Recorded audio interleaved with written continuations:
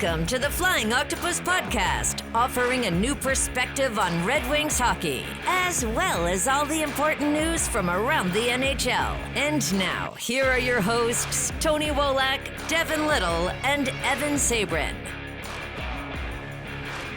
Welcome back into the Flying Octopus. I am Devin Little, joined as always by Tony Wolak and Evan Sabourin. Gentlemen, this is episode 4. We thank you for joining us on YouTube, joining us on Spotify, Apple Music, anywhere else you're listening or watching to us. We do thank you. And if you're looking for places to watch or listen to us, those are the places, and check us out on social media as well. Gentlemen, preseason's begun. In fact, we are recording right now in the middle of the Red Wings' first preseason game against the Chicago Blackhawks. They are in Chicago. Second period it looks like it has started. We're going to kind of talk about some early roster impressions, roster thoughts. We've had a red and white game. We've had the Traverse City section of preseason. It's come and gone. So let's jump right in. Tony, I want to pick your brain first. What have your kind of early observations from the preseason been? Has anyone kind of stood out to you from a roster standpoint? Anybody kind of entrenching themselves, making you feel better about their place on this year's team?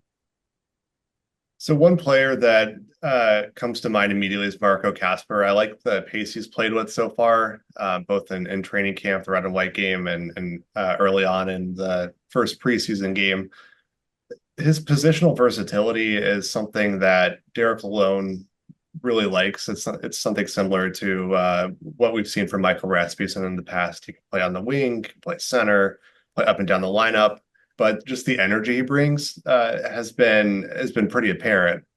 And if anyone's going to beat out an entrenched player for a roster spot or be that player to make the team if there's an injury, my money's on Kasper. So he's one player who is, I guess, top of my list for a dark horse to make the team. I say dark horse just because apart from his, solid play so far, I don't really see anything out of the ordinary for this team, unless there's an injury, of course. But I can totally see the Red Wings entering the season with their 12 forwards, their 8 defensemen, and their 3 goalies, and kind of riding that until they need to do something different. That said, if things continue this way, Marco Kasper is going to make it really difficult for the Red Wings to send him down to Grand Rapids. I do think he's been that impressive, but enough to shuffle the deck and to send someone down or waive someone that has an NHL roster spot currently. I don't know. Sometimes the easiest or the most likely scenario is just the least path of resistance. And that would be letting Kasper start off the year in Grand Rapids, playing top 6 minutes for the Griffins, and letting the Red Wings ride their 12 forwards, 8 defensemen, and 3 goalies until they, have to change things up. Devin, Evan, what do you guys think? Well, once again, I get the second choice here. So Marco Kasper was where I was going to go. So I'm going to have to switch it up now again. But yes, I've loved everything I've seen out of Marco Kasper. He looks like a great fit in this lineup, and I think he is going to make it tough for the coaches to decide where he starts this season. But I want to reference what Newsy Lalonde said in the media availability earlier, where he's going to try to move Carter Mazur up and down the lineup tonight in the game versus the Blackhawks to kind of see where he can kind of slot in. And to me, that's kind of telling that they want to see where his versatility in the lineup could be. Carter Mazur is another guy that we think is very close to the team. And I think it's established to me, and it's fairly certain that if neither of these two, Kasper or Mazur, make the team out of training camp, that they're going to be the first call-ups. And injuries are going to happen. I mean, we're only in the first game of the preseason, and chances are someone's going to get hurt in the next couple of games. It happens every preseason. It's a crazy physical game, and these are probably two of the guys that are going to be on the team if an injury does happen. So I'm excited about these two. I'm definitely more excited about Casper at the moment. Just looking at the way he composes himself on the ice, I love his gritty style. And Tony, as you mentioned, the versatility in the lineup, winger, center. I think he'll slot in anywhere. And yes, he's going to make it tough for the coaches. Sooner or later, they're gonna have the Red Wings are gonna have a situation on their hands where it's not just one or two guys that are maybe should be on the NHL roster. If they kind of keep loading up on NHL contracts to kind of suppress their youth, they're gonna have like five guys that are ready to go, and they're gonna have to have a mass exodus of some sort because I agree. I think Casper's looked really good. I think Mazur is definitely getting a shot to prove that he belongs. I also think Nate Danielson has looked really good, even going back to last year. I think Sebastian Cossa particularly impressed me during the red and white game. I know that's a very friendly scrimmage. There's not, a whole lot of stakes there, but I do think Cossa looked like he belonged. And then you're talking about some of the defensemen they have coming up too, and as they continue to kind of use the strategy of don't give spots until somebody takes a spot. Sooner or later, you're going to have a bunch of guys that need spots and you got to give them to them eventually. But we'll cross that bridge when we get there. I think, if anything, for me, I'm very encouraged by what I've seen early on from the kids. I think it's the kids that really stood out during the red and white game. And I think that it's going to be the kids that also stand out in the preseason because they're the ones that don't have those guaranteed NHL contracts, that don't have those guaranteed NHL spots. So they do have to look good. And like you guys mentioned, a few of them definitely have. Tony's, pivoting a little bit. You recently wrote an article um, over at the Hockey Writers, and you talked about players to watch in the preseason. We're in the preseason now. Kind of want to give you the floor to just kind of talk about your article and maybe elaborate on it a little bit. Where to begin? Well, no, I mean, just real quick, going back to what we were just talking about with all the prospects pushing for roster spots. It's the competition that they have with all the veteran players with roster spots, and then the prospects with nothing guaranteed. Like, we gotta remember that's done by design. Like, part of Steve Yzerman's strategy that he won't call the Yzer plan, that everyone else calls the Yzer plan, is part of it is to create meaningful competition for those prospects when they're just about ready to break through. Nothing's guaranteed. You got to come in, you got to beat someone out for the job. And that's exactly what you want for these players to kind of learn the ropes and try to, just grab a hold of an NHL job. It's not going to be easy. It's not just going to be handed to them. And, the year after that, they may not even keep it because there's going to be more and more players pushing for it. So I do think this is a good player development process. But just keep that in mind as we, go through the preseason. We see a mix of NHL players and prospects, playing every night, and there's only a few roster spots really up for grabs.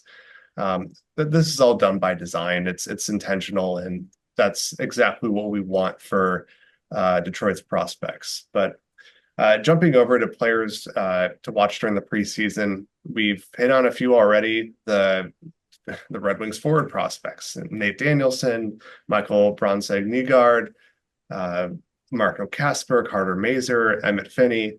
We've already covered Mazur and Marco Kasper in depth a little bit, but I do want to call out Danielson and Bronzeg-Nygaard as well. Starting with Danielson, he he was at training camp last year and had a pretty solid end to his WHL career, really, and ended up playing a few games with the Griffins last season.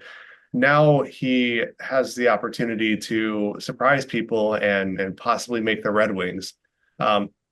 It will be interesting to see how he stacks up against NHL players. I do think a year in Grand Rapids would be good for his development, but his hockey intelligence is through the roof. It's something that I think is actually underrated, frankly. I think once he gets into a league where he's playing with better and better players, we'll start to see that come out more. So like when he's playing in juniors, the way his vision, the way he approaches the game, I think he's light years ahead of everyone else in terms of how he plays the game. And when there's you're playing at a faster pace in the NHL, you have better chemistry with better players. We're really going to see a strong playmaker on the Red Wings and Danielson, and playing in this preseason possibly with NHL players would be great to see. Same with Bronze Nygaard playing the first game in Chicago. Um, I think he's going to be headed back to Sweden at some point, but at the very least, we could see how close he is to playing for the Griffins or playing for the Red Wings. And so far, he doesn't seem that far off. He certainly has the pro frame to survive in the NHL and the AHL and the smaller rink. And lastly, Emmett Finney, big fan of his. It's funny, he's kind of become like a cult figure among the Red Wings fans in terms of his prospect status being a former 7th-round pick. He's got size, he's got energy. He hasn't looked too out of place in the first preseason game and where we've seen him so far in training camps, the red and white game, the prospects games. He's a player, and there's definitely a future for him. It may take a little while before he, reaches the NHL or anything, but he'll be in Grand Rapids eventually, and chances are he could develop into like a bottom 6 energy player for the Red Wings, and getting that from a 7th-round pick would be great. So there are other players I want to get to, but I'll pause there and pass it back to you guys for your thoughts on those players. Yeah, Emmett Finney is you say energy player. I think that is the perfect way to describe him. I think he plays with high energy, and it feels like things happen when he's on the ice. Maybe not always a goal or anything like that, but engaging hockey is happening when Emmett Finney's on the ice, and that tends to me that's a sign of a good player. Evan, I have a question for you, and that question is we talk about all these kids that look really good, that look like they are going to play in the NHL at some point this season. I'm curious, in your opinion, do you think it is as simple as they just need injuries to happen and then they slide in and maybe they go from there, or what do you think has to happen for some of these guys to get a roster spot? Because as we look at the lineups right now, things do look pretty entrenched. I don't know, no matter how good Marco Kasper looks, who's he going to beat out for a roster spot? What do you think? Well, first of all, Tony and I forgot to mesh with our shirts today. He's wearing the blue Nike shirt, and I didn't get that memo, so I thought we were going to match today, dude. What, I don't know, man. We're already out of sync. Back to your question, though. Sorry, I had to try to say something funny. I mean, yeah, right now the roster does look entrenched, but yes, we're early in the preseason. There's still a lot of training camp battles to happen, and it just depends. I mean, injuries, like I said, injuries happen. This is hockey. The Red Wings actually last year, kind of dodged the injury bug on the defensive standpoint. So that was really pretty unique last year, and that's probably one of the other reasons why we didn't get to see Evanson called up earlier. But no, I mean, I could see, like I said, if Kasper can beat out one of these wingers, I think he could beat out Berggren. And I've said before, we all know that I've always pitched the idea that Berggren still could be moved before the start of the season, especially with that, the 1 year, $875 contract. By the way, the Blackhawks just scored. That sucked. But I mean, like I said, Kasper's, we've all here been impressed with his play and his style on ice. So, but I think it will have to come down to injuries right now because the roster is entrenched. And again, this is a good problem to have for the Detroit Red Wings. You want to have this competition. You want to have these high-end prospects because the cupboard was bare just a few years ago. We didn't have these kind of competitions or people battling for roster spots. And that makes everyone better. It really does. Carter Mazur, as much as I do like him, and I think he will be the first call up, he looks a little wiry to me. I think he still needs to put on a little more weight, but I think he will get a shot this year. And I'm definitely excited to see how his game progresses at the NHL level. And to Tony's point with the Yzer plan, I don't think that Steve Yzerman gives one rat's, what, he's playing the long game, and we all know that. He does not care what people say. That's the way he should play it. He's setting up the Red Wings for long term success. And with these kids, these players that we're talking about, these guys are all going to make the roster. Casper's going to be on this team one day. Danielson, Mazer, Emmett Finney would be great if we had hit on a 7th-round pick. Remember those days of hitting around on 7th-round picks?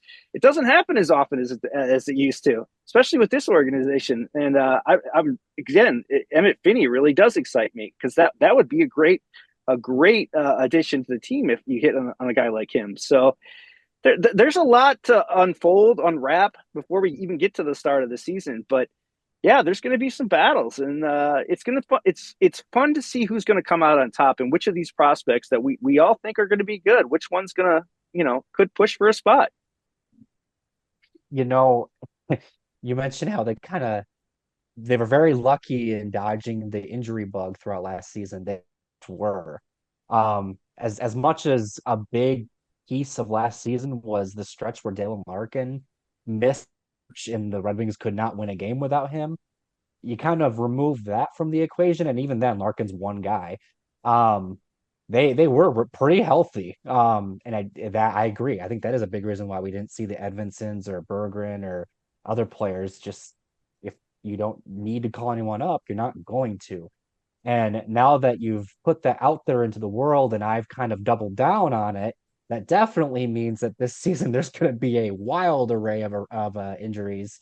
And it honestly, like, thinking about how there could be all these injuries that kind of pile up, that is where it is important to have this stockpile of talent down in Grand Rapids, because that is how you survive all that injuries. And that's why depth's important.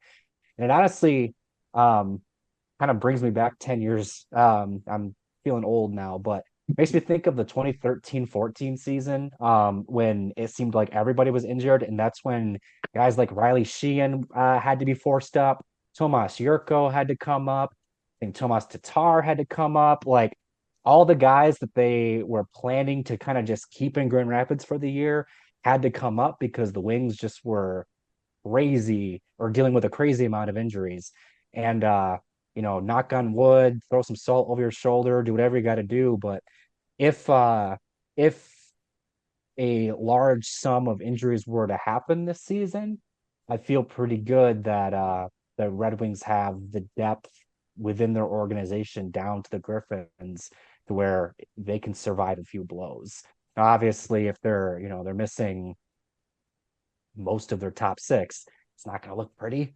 But they will at least have guys that have a chance to look like they belong and kind of move the needle back in the right direction, even after losing key figures. But we're getting way ahead of ourselves when we're talking about injuries. I know I'm kind of leading the charge there, but I guess the big point there is it is good to have depth.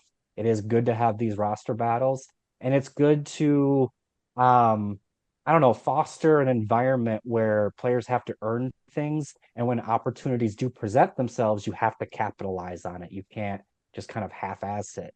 You have to make the most of your opportunities, because that's what being a professional athlete is, right? So now, to kind of segue into the last section of our show here, there's a lot that went right last season. We talk about injuries that didn't happen and that crazy stretch down the end of the season where the Red Wings came a point short. A lot of things went right, some things went wrong, and I think one of the biggest things that went right was their choice of goal song, "Without Me" by Eminem. Everyone knows it by now because it was played a lot at Little Caesars Arena. Tony, I kind of want to pivot this over to you. What do you think about the goal song? And I don't know. I have an inkling that you have a question you want to ask. Yeah, so I mean, I'm a big fan of the song, like both the song itself and Eminem and its usage. Actually, I was a big fan of the Red Wings improving I guess their in-game experience, if you want to call it that, last season, with the goal horn, the goal song, the celebrity or sports player doing the ceremonial goal horn before the game. That all to me, that indicated that this team is going for it. This team is trying to put together a good on ice product. They're trying to improve the fan experience. They're on the upward trajectory. That's my take on all those things. And honestly, based on how last year went, yeah, I want them to keep the goal song. Like there's a little bit of an attitude about the outro of Without Me, and it played over and over and over and over again. And for the Red Wings to take that big of a step offensively, I mean, you guys, come on. Like, I'm a goalie, I'm a little superstitious, and I don't see why they should be changing that up, frankly. So I want to get your perspective though, because clearly I'm biased. Do you think the Red Wings should be, keeping this goal song moving forward, or is this like a year by year thing for what their attitude's going to be?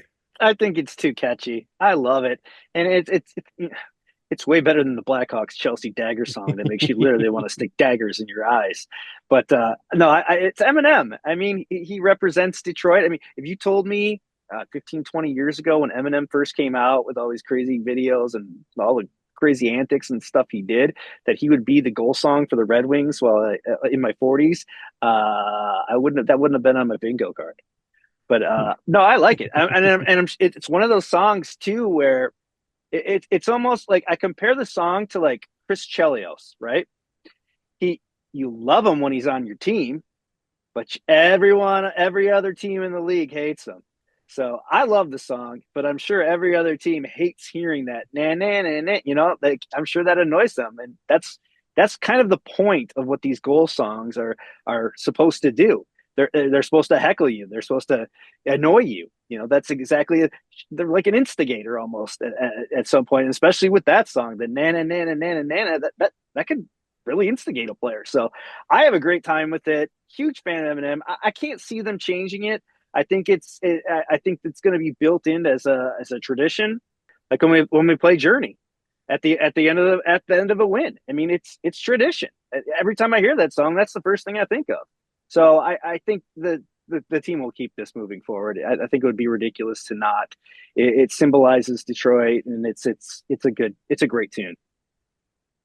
I like that you brought up Chelsea Dagger because the first time I heard the na na na na at LCA, that's what it made me think of. It's an annoying sound / song that fans and the home team are gonna like get pumped by, but the opposition and opposing fans are gonna be driven mad by it. Like you said, Chelsea Dagger, it is annoying. Yeah, it's annoying. But I'm sure Blackhawk fans would say, yeah, it's pretty damn annoying too. And I think that's the point. I think that's why it works. And as you mentioned too, there's the Eminem connection. It's legitimately Detroit. It's not just it's part of it. And also too, for what it's worth, it's not the part that they play. They play the Nana Nana part, but how does that song start? Guess who's back? Back again. I love that because I feel like that embodies the Red Wings too, because they've been in the bottom half of the league for years, and that's after being like the toast of the NHL for like 2 decades. And it's just another way of like they're back. The Red Wings are not that team from 2020 anymore. They're the Red Wings and love again. And I love the way you illustrated it too, Tony, where it's the type of thing that you do when you're on the incline, when you're building a winner, you're building something that people are paying good money to go see. And it's something that you expect to play a lot because you're expecting to score a lot. So I think it definitely enhances the game day experience. I even think it enhances the TV experience too, just because you kind of hear it and you see the looks on opposing players' face when they're down 5-1 and they're playing it again, and the Red Wings are like they're feeling themselves, they're all smiling and whatnot. You see the effect it has. So I think it's a perfect goal song. Honestly, I don't think you touch it unless Eminem has a problem with it. Or I don't think he does. I don't think so either. But it's the Blackhawks have had Chelsea Dagger for well over a decade. I like 15 years at this point, if not more. I think that this can be the Red Wings Chelsea dagger, and I think that um, that's what you want. I think you want those things that really kind of are tradition and things that you kind of look forward to hearing and experiencing, especially when you're going to a game. So, yeah, for my money, I'm with you guys. Do not touch that goal song. You've struck lightning. Keep it in the bottle. Um, They now can't that slip we've though. They can't slip though and play some of the beginning of that song because there's some other lyrics that'll get them in trouble. And I'm honestly curious how much Eminem gets paid for that. Because it's a music royalty rights thing, so he's making some money off it. Not that he needs it. He loves to represent the city of Detroit. We've seen him do it with the Lions and the Tigers. I remember in the 2006 World Series, Eminem came out and he was actually booed when he came on the jumbotron. Eminem's kind of had like a love hate throughout his career, but I think he's at the point now that he's older and he's not in the media and stuff as much that he is beloved, and people love to have a symbol for their teams. A lot of professional sports teams have that one like super fan, and Eminem is one of our super fans, along Keegan Michael Key, guys like that. And when the teams are good, and it all makes good for it makes good for the game day experience of having that kind of bravado of those people from Detroit that are like Jeff Daniels is another example. We saw him. Yeah, I mean that guy's in the Red Wings was in the Red Wings locker room when the Red Wings are winning championships. So hey, let's get Eminem in that locker room because that means they're winning, man. Yeah, and so I, if the Red Wings keep scoring at the pace they did last season, 275 goals, and of course not all of them were at home. I don't think there will be any issue with Eminem collecting royalties there. He'd be more than happy to let the Red Wings continue to score a lot of goals and play his song. So, yeah. So to kind of close the show out, I have one last thing I want to briefly talk about, and it's not hockey, but it's Detroit. I think the biggest story in sports right now is the team that plays just down the road from Little Caesars Arena. They play at a ballpark called Comerica Park, and I'm talking about the Detroit Tigers. The reason why I'm talking about them and why they're the biggest story in sports right now is because they are on an unbelievable run to basically have their playoff fate in their hands, and that was unheard of even 2 weeks ago.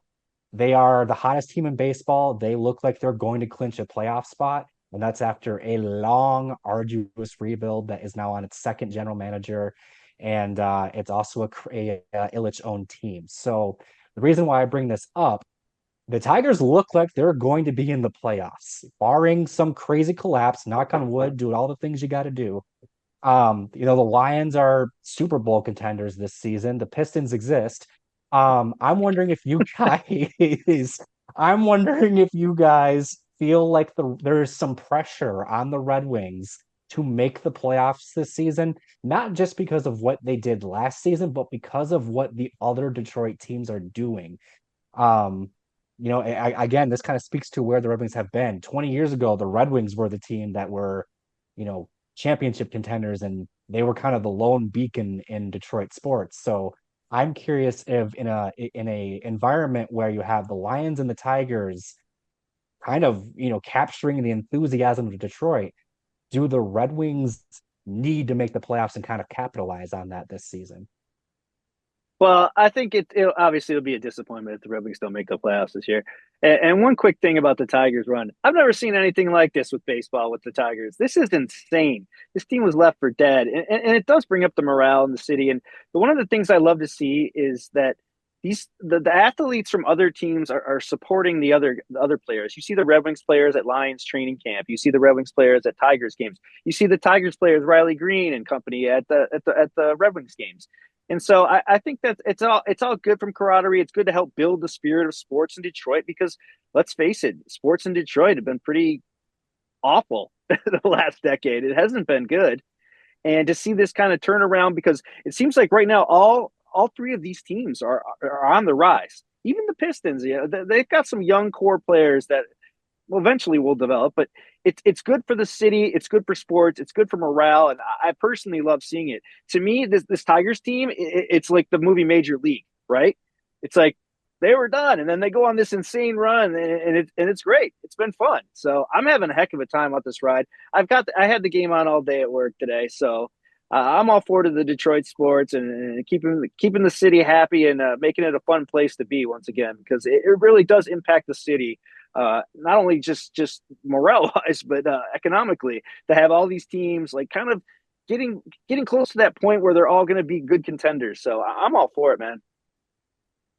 It's been fun to watch, and that hasn't been the case for Tigers baseball in a little while here. And I think what's most impressive to me, honestly, is they sold at the deadline. Traded Jack Flaherty, they traded Andrew Chafin. Like, they sold.